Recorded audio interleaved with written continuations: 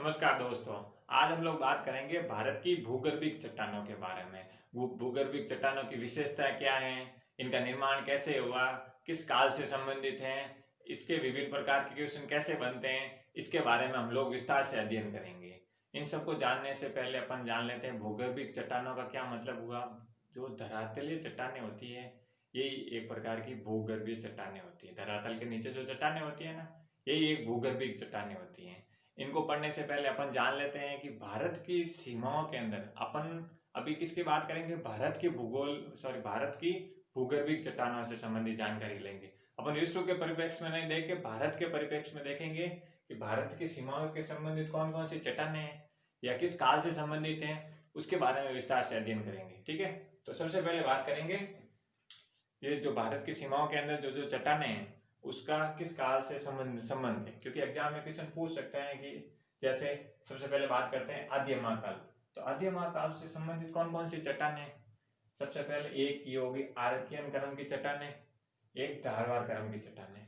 तो अगर एग्जाम में पूछ ले कि आर्कियन क्रम और धारवाड़ क्रम की चट्टानें किस काल से संबंधित है, आद्य महाकाल से। ठीक है, और अब बात करते हैं पुराण महाकाल से संबंधित कौन सा है, कुडप्पा क्रम की चट्टानें और विंध्य क्रम की चट्टानें किस काल से संबंधित है, पूरा महाकाल से। ठीक है, और द्रविड़ियन महाकाल की बात करें अगर, तो इससे संबंधित भारत की सीमा से संबंधित, भारत के सीमा के परिप्रेक्ष्य में अभी बात कर रहे हैं, तो इसमें कोई प्रमाण नहीं मिले वैज्ञानिक को। ठीक है, तो द्रविड़ियन को अगर याद भी नहीं रखे तो कोई मतलब नहीं, इससे संबंधित भारत की सीमाओं के परिप्रेक्ष्य में कोई जानकारी नहीं। अपन विश्व के परिप्रेक्ष्य में पढ़ेंगे तब इसका विस्तार से अलग से अध्ययन करेंगे। अब बात करते हैं आर्य महाकाल। तो आर्य महाकाल में कौन कौन चट्टानों का निर्माण हुआ है, इस आर्य महाकाल से कौन कौन से चट्टानें संबंधित हैं?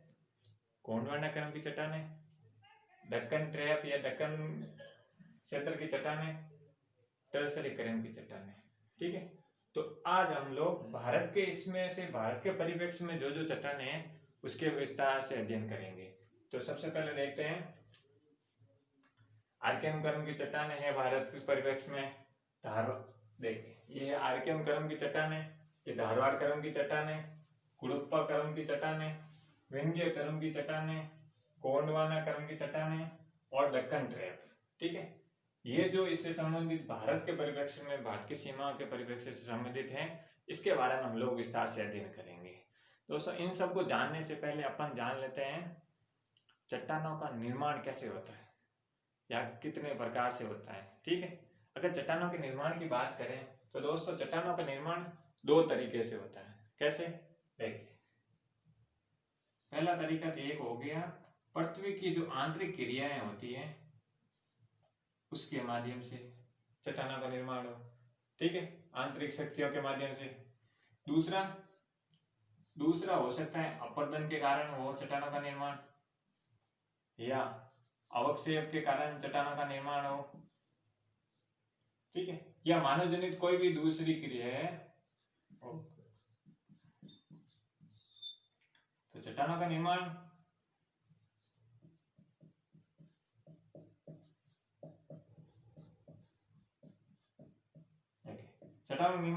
एक तो पृथ्वी की आंतरिक क्रियाओं से या आंतरिक शक्तियों से संबंधित हो, दूसरा अपरदन और अवक्षेप से किसका निर्माण होता है, चट्टानों का निर्माण। ये क्लियर हो गया कि चट्टानों का निर्माण होता कैसे है। ठीक है, ये तो आपके क्लियर हो गया।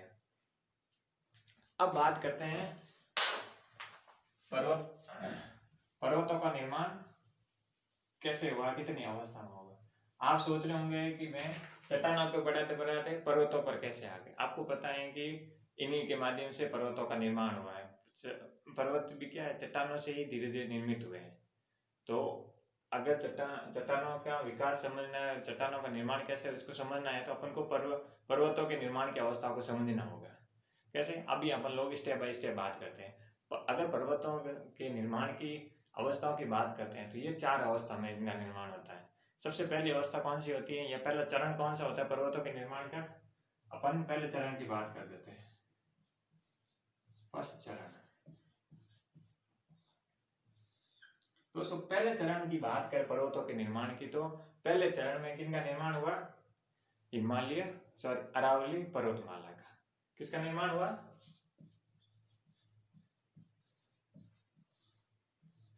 अरावली पर्वतमाला। ठीक है, पहले चरण में अरावली पर्वतमाला का निर्माण हुआ। अरावली पर्वतमाला है जो सबसे प्राचीन पर्वतमाला है, मतलब जो जिसको अपन ट्रांस हिमालय हिमालय की बात करते हैं, इससे भी प्राचीन है ये। इनका निर्माण पहले चरण में हुआ है। जब पर्वतों का निर्माण का प्रोसेस स्टार्ट हुआ तो सबसे पहले चरण में अरावली पर्वतमाला का निर्माण हुआ। ठीक है, और ये सबसे प्राचीन पर्वतमाला है, सबसे पुरानी। ठीक है, अगर सबसे पुरानी का पूछ लिया तो कौन सी? अरावली पर्वतमाला, ना कि हिमालय या ट्रांस हिमालय या शिवालिक हिमालय की बात करें। ये तो क्लियर हो गया। अगर बात कर रहे हैं कि अरावली पर्वतमाला का निर्माण किस काल से संबंधित है या कौन सी चट्टानों से संबंधित है, तो इसका संबंध हो गया धारवाड़ क्रम की चट्टानें या आर्कियन क्रम की चट्टानें।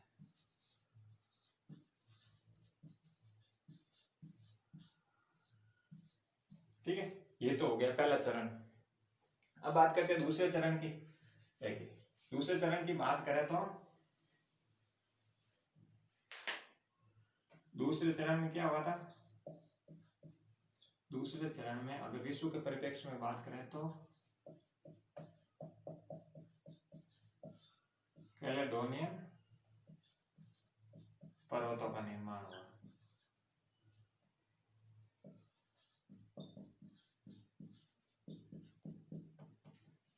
पहले चरण में तो अपन बात कर ली। अब दूसरे चरण की बात करें तो दूसरे चरण में कैलेडोनियन पर्वतों का निर्माण हुआ।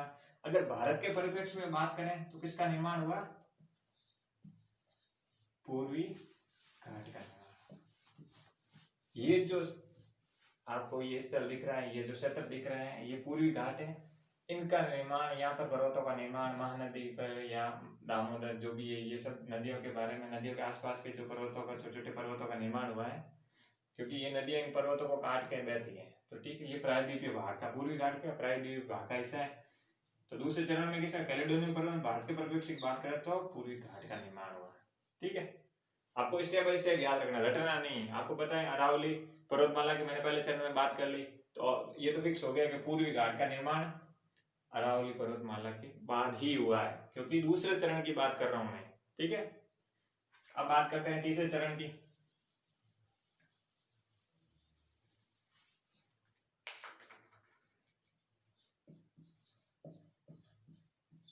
पर्वतों के निर्माण को समझना जरूरी है, इसमें सारी चट्टानों के कुछ न कुछ विशेषताएं आती रहेगी। तो तीसरे चरण की बात करें तो इसका संबंध किससे है? इसका संबंध है हर्षिनियन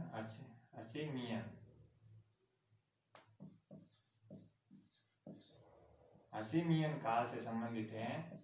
हर्षिनियन काल के या हर्षिनियन पर्वतों का निर्माण हुआ। ठीक है, हर्षिनियन काल के जो पर्वत थे, इनका निर्माण तीसरे चरण में हुआ। अगर भारत के परिप्रेक्ष्य में देखें तो सतपुड़ा और विंध्य क्रम की चट्टानों का, विंध्य क्रम के विंध्यन पर्वतों का निर्माण हुआ। ये जो स्थिति है ना, यहाँ पर एक तो यह स्थिति हो गई, ये सतपुड़ा और विंध्य क्रम की पर्वतों का निर्माण किस चरण में हुआ? तीसरे चरण में। ये तो आपको क्लियर हो गया। पहले में अरावली पर्वतमाला, दूसरे में कैलेडोनिया पूर्वी घाट के पर्वतों का निर्माण, तीसरे में हर्षिनियन पर्वतों का या सतपुड़ा विंध्यन क्रम का निर्माण हुआ। तो आपको स्टेप बाय स्टेप दिमाग में रखना, आपको चीजें एक बार में ही क्लियर होनी चाहिए। ठीक है, आगे से, ताकि भूलो नहीं। तो ये हो गया तीसरा चरण।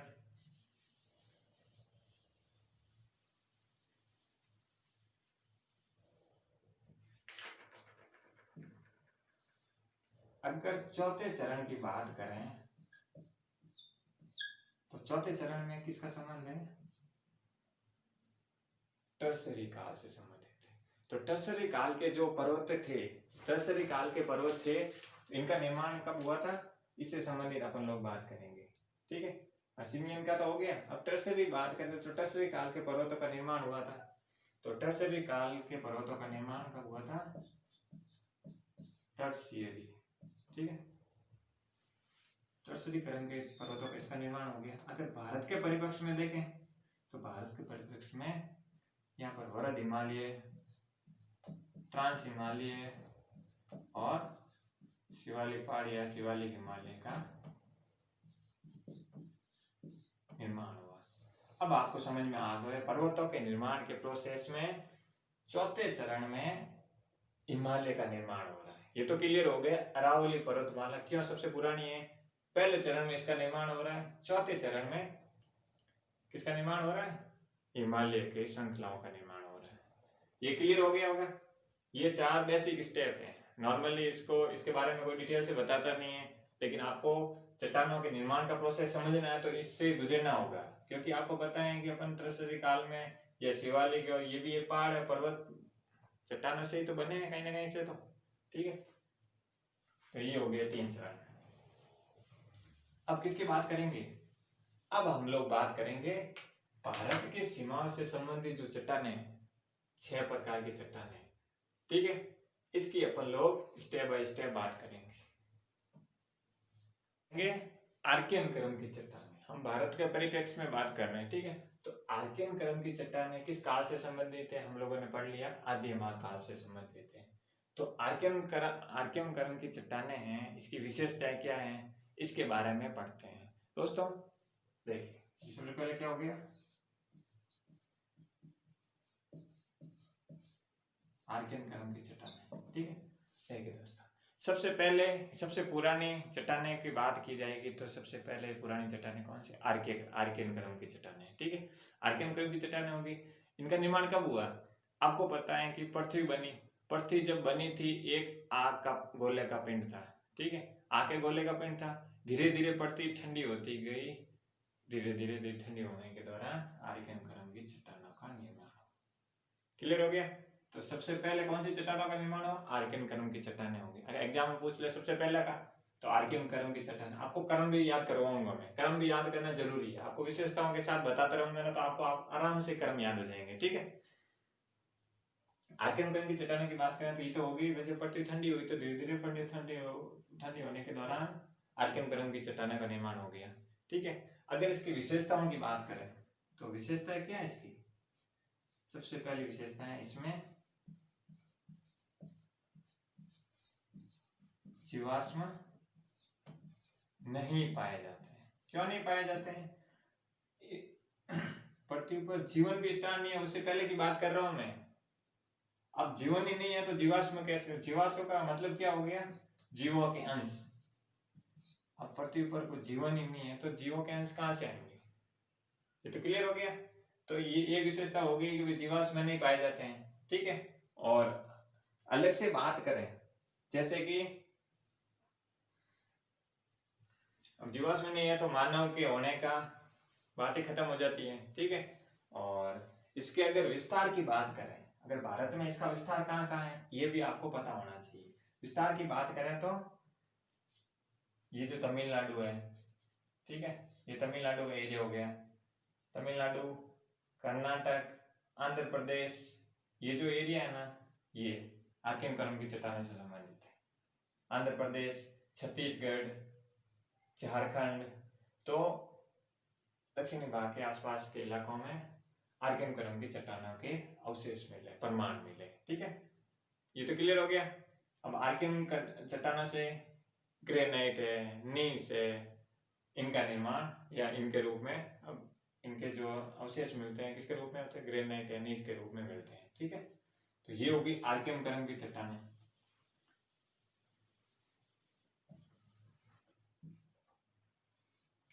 अब बात करते हैं दूसरी कौन सी है,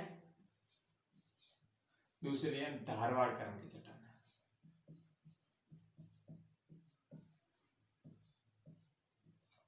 देखो दोस्तों, धारवाड़ क्रम की चट्टानों की बात करें तो धारवाड़ क्रम की चट्टानें का निर्माण आर्कियम क्रम की चट्टानें हैं, इनके टूट फूट से, मतलब इसके अपरदन से किसका निर्माण हुआ, धारवाड़ क्रम की चट्टानों का निर्माण हुआ। आपको स्टेप बाय स्टेप समझ में आ जाएगा, रटने की जरूरत नहीं किसका पहले निर्माण हो। आपको पता है कि आर्कियम क्रम की चट्टानों के टूट फूट या अपरदन या अवक्षेपण, चट्टानों के रूपांतरण से किसका निर्माण हुआ, धारवाड़ क्रम की चट्टानों का निर्माण हुआ।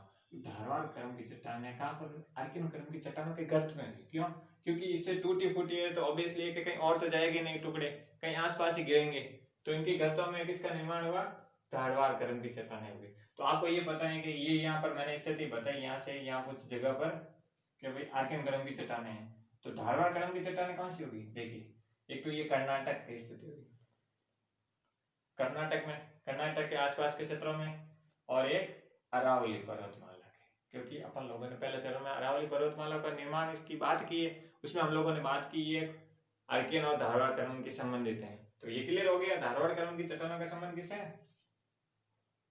एक तो ये स्थिति होगी कर्नाटक वाली, और ये हो गई अरावली पर्वतमाला का निर्माण का संबंध किससे, धारवाड़ क्रम की चट्टानें। ये आपको मैप में लोकेट भी आना चाहिए, आपको डायग्राम के साथ साथ मैप की स्थिति पता होना चाहिए, धारवाड़ क्रम की चट्टानें कहाँ पर है। ठीक है, तो ये धारवाड़ क्रम की बात हो गई। अब बात करते हैं कि धारवाड़ क्रम, इसका धारवाड़ नाम रखने का कारण क्या था। अगर धारवाड़ की बात करें तो ये जो मैंने बिंदु के रूप में बता रखा है, तो ये क्या है, ये कर्नाटक का धारवाड़ जिला है, तो इसी के नाम पर धारवाड़ क्रम की चट्टानें रखी है। ठीक है, क्लियर हो गया। धारवाड़ क्रम की चट्टानों का किससे हुआ, धारवाड़ क्रम धारवाड़ नाम के जिला है कर्नाटक में, उसी के नाम पर धारवाड़ क्रम की चट्टानें रखा है। ठीक है, इस दौरान इसका तो निर्माण हुआ है, इसी दौरान अरावली पर्वतमाला की श्रृंखलाएं, अरावली पर्वतमाला का निर्माण किस धारवाड़ क्रम की, या धारवाड़ क्रम की चट्टानों का निर्माण हो इसी दौरान ही तो हुआ है ना। अपन लोगों ने पहले चरण में पढ़ा है, तो ऑब्वियसली पहले चरण में ये सारी चीजें आ गई थी, ये अपन लोगों ने पहले ही पढ़ लिया है। ठीक है, ये क्लियर हो गया। अब बात करते हैं कि भारत में सबसे पहले ज्वालामुखी क्रियाएं कौन सी चट्टानों में हुई थी। तो ये आपको एग्जाम की दृष्टि से ध्यान रखना है, पहली ज्वालामुखी क्रिया कहाँ हुई थी, धारवाड़ क्रम की चट्टानों में। ये आपको याद रखना है, पहले अगर एग्जाम में पूछ ले सबसे पहले ज्वालामुखी क्रिया कहाँ हुई थी, धारवाड़ क्रम की चट्टानों में। तो पहली ज्वालामुखी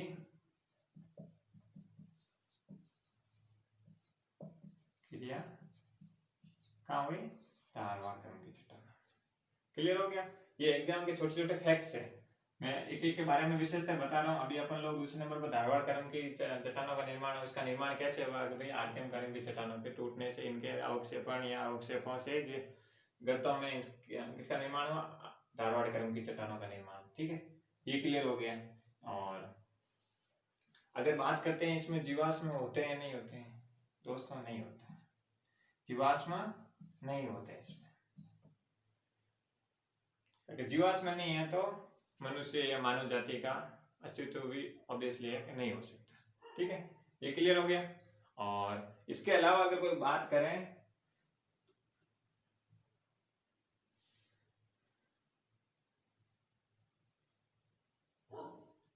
अगर इन चट्टानों के आर्थिक महत्व की बात करें धारवाड़ क्रम की चट्टानों में, तो सभी चट्टानों में लगभग इसका 98% महत्व है।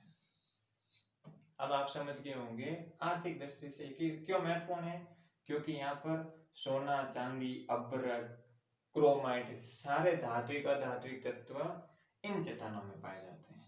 98% जो आर्थिक महत्व की धातुएं होती हैं वो सबसे ज्यादा कहाँ पाई जाती हैं, धारवाड़ क्रम की चट्टानों में। ठीक है, ये तो हो गया क्लियर। ये क्लियर हो गया। 98% सोना, चांदी, अभ्रक, क्रोमाइट, बॉक्साइट, जितने भी है लगभग 98% धातुएं आर्थिक महत्व की धारवाड़ क्रम की चट्टानों में पाई जाती है। अगर एग्जाम में पूछ लें आर्थिक रूप से सबसे महत्वपूर्ण चट्टानें किसे माना गया है, कौन सी है, तो कौन सी है, धारवाड़ क्रम की चट्टानें। क्लियर हो गया। अब बात करते हैं अब धारवाड़ क्रम की बात कर रहे हैं तो एक बात कर लेते हैं कि कर्नाटक का कोलार नामक जगह है, क्या है कोलार,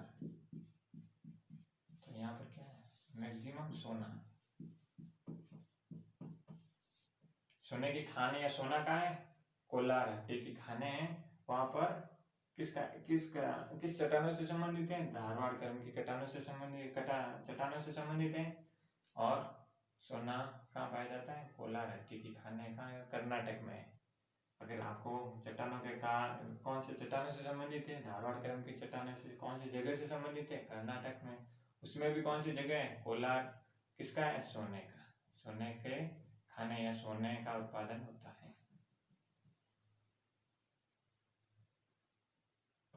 ठीक है, ये होगी धारवाड़ क्रम की चट्टानें। अब पढ़ते हैं हम लोग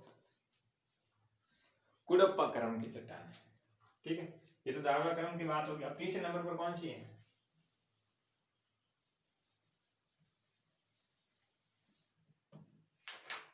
तीसरे नंबर पर है कुडप्पा। कुडप्पा करम की चट्टानें, कुडप्पा करम की चट्टानें इसका निर्माण किससे हो रहा है? आर्कियन करम के चट्टानों से किसका निर्माण हुआ है? इनका अपरदन और अवक्षेपण अपन धारवाड़ करम की चट्टानों का, धारवाड़ करम की चट्टानों से कुडप्पा चट्टान, मतलब धारवाड़ करम की चट्टानों के अवशेष से या अपरदन से किनका निर्माण हुआ? कुडप्पा करम की चट्टानों से। आप सोच रहे होंगे कि इसके अवशेष से कैसे हुआ?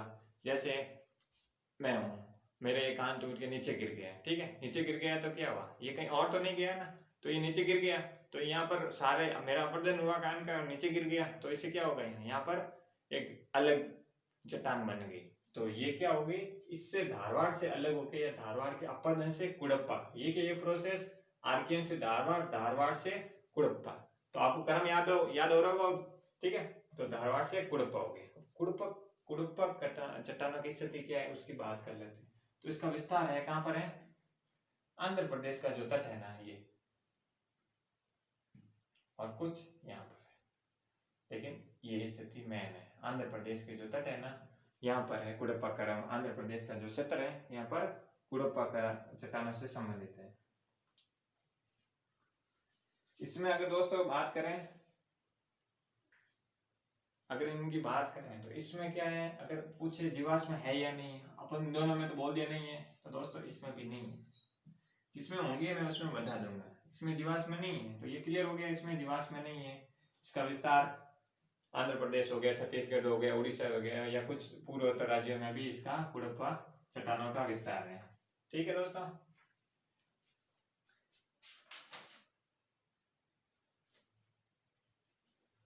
अगर इन कुडप्पा चट्टानों में कौन कौन से सभी प्रकार के धातु भी पाए जाते हैं? आपकी मौत वैसे तो धारवाड़ करम की चट्टान है, लेकिन इसके अलावा अगर बात करें इसमें संगमरमर के पत्थर, लाल बलुआ पत्थर है, तो इस किससे संबंधित है? कुडप्पा करम की चट्टानों से संबंधित है। तो ठीक है दोस्तों, अब बात करेंगे चौथे नंबर पर विंध्य करम की चट्टानों की। तो विंध्य करम की चट्टानों की बात करें, चौथा नंबर क्या है?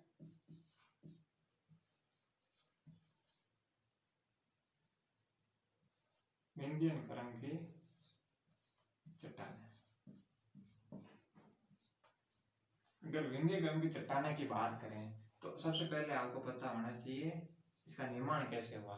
तो इसका निर्माण दोस्तों जो छिछले सागर है, कैसे? छिछले सागरों के अवसादीकरण से निर्माण हुआ। ठीक है दोस्तों, क्लियर हो गया? छिछले सागरों के अवसादीकरण से इसका निर्माण हुआ, विंध्य करम की चट्टानों के निर्माण, विंध्य करम की चट्टानों का निर्माण हुआ। ये तो हो गई एक विशेषता है। और अगर बात करें इसमें जीवाश्म होते हैं नहीं होते हैं? होते हैं, ठीक है, इसमें जीवाश्म पाए जाते हैं। अब जल की सागरों की बात हो रही है तो कहीं ना कहीं जीवन प्रारंभ हो चुका था। ठीक है दोस्तों, ये हो गया। इसके अलावा बात करें इसका नाम किसके नाम पर पड़ा? विंध्यांचल के नाम पर।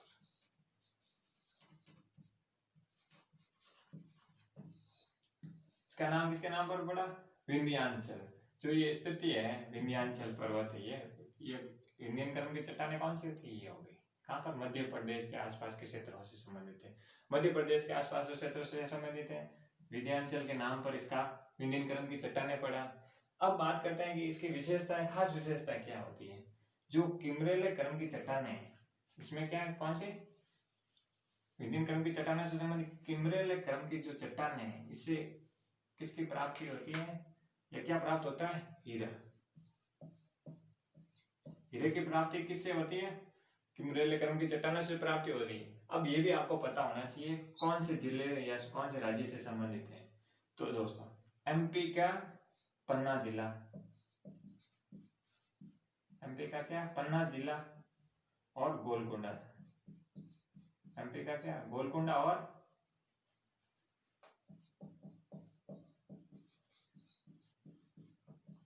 पन्ना जिला। ये दो ऐसे एमपी के क्षेत्र की बात कर रहा हूं मैं, ठीक है। ये चट्टानें कहां पर है? एमपी के एरिया में है, ठीक है ना, एमपी के आसपास के क्षेत्रों में, एमपी में, ठीक है। तो हीरे की प्राप्ति कहां हो रही है?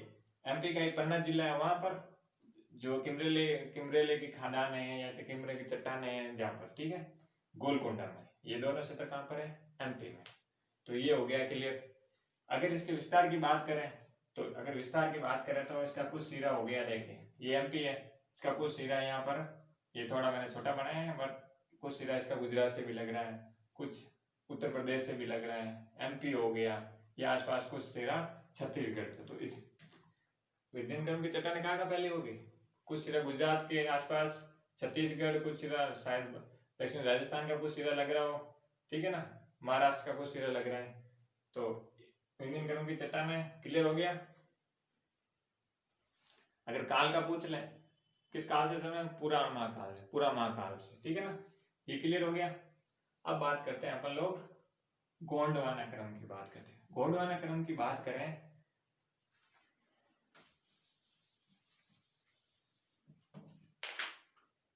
चौथे नंबर कौन सा है, गोंडवाना क्रम की बात करें तो गोंडवाना क्रम की चट्टानों की बात करें तो सबसे पहले इसका संबंध में पता होना चाहिए किस काल से संबंधित है। तो किस काल से संबंधित है, इसका निर्माण हुआ कार्बोनिफोरस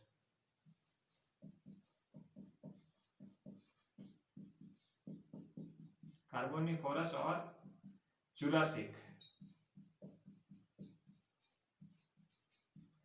काल के मध्य। गोंडवाना क्रम की चट्टानों का निर्माण कब किसके मध्य हुआ, कार्बोनिफोरस और जुरासिक काल के मध्य हुआ। एक विशेषता तो ये होगी। इसके बाद में क्या हो गया, इसमें जीवाश्म होते हैं नहीं होते, अगर इसमें होते हैं तो इसी के बाद में इसी का निर्माण है, इसका मतलब जीवाश्म होते हैं। ठीक है दोस्तों, ये क्लियर हो गया। और अब बात करते हैं, ये तो क्लियर हो गया, इसके अलावा हम लोग देखते हैं इसकी और क्या विशेषताएं हो सकती है। अब गोंडवाना क्रम की मुख्य विशेषताएं ये है कि 98% या 95% से अबो कोयला है जो इसी प्रकार की चट्टानों में मिलता है। कौन कौन सी जगह भी बताऊंगा, ठीक है ना। गोंडवाना क्रम की चट्टानों में 98% कोयला। आपको पूछ लें किस क्रम की चट्टानों में या कहां पर सबसे ज्यादा कोयला, ऑप्शन में अगर गोंडवाना क्रम इन्हीं में से किसी का नाम हो तो आप समझ लेना गोंडवाना क्रम की चट्टानों में सबसे ज्यादा कोयला का उत्पादन होता है। कौन कौन से क्षेत्र रहते हैं, अगर क्षेत्र की बात करें मुख्यतः, एक तो ये हो गया कौन सा, दामोदर घाटी, ठीक है, दूसरा महानदी घाटी, ये गोदावरी घाटी। तो 3 गोंडवाना क्रम की चट्टानों के जो अवशेष है इसी में 98% के लगभग कोयले का उत्पादन होता है। क्लियर हो गया। इसके अलावा इसका विस्तार आप समझ गए होंगे, आंध्र प्रदेश है, तेलंगाना हो सकता है, छत्तीसगढ़ है, उड़ीसा है, झारखंड है, पश्चिम बंगाल है। तो ये इस आसपास में कुछ क्षेत्र पूर्वोत्तर भाग में भी है। तो ये हो गया गोंडवाना क्रम की चट्टानों के बारे में। क्लियर हो गया। अगर इसके अलावा हम लोग बात करें, इसके अलावा क्या बात करेंगे कि इसमें और कुछ है तो अपन देख लेते हैं।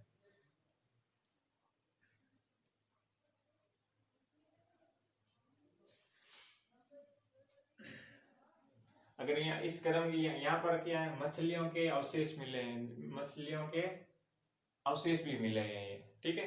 तो ये हो गए गोंडवाना क्रम की विशेषताएं। इसमें कौन कौन से बिंदु थे उसके बारे में हम लोगों ने बात की। लोकेशन कौन सी थी, दामोदर घाटी, दूसरा महानदी का, और तीसरा गोदावरी घाटी, ठीक है।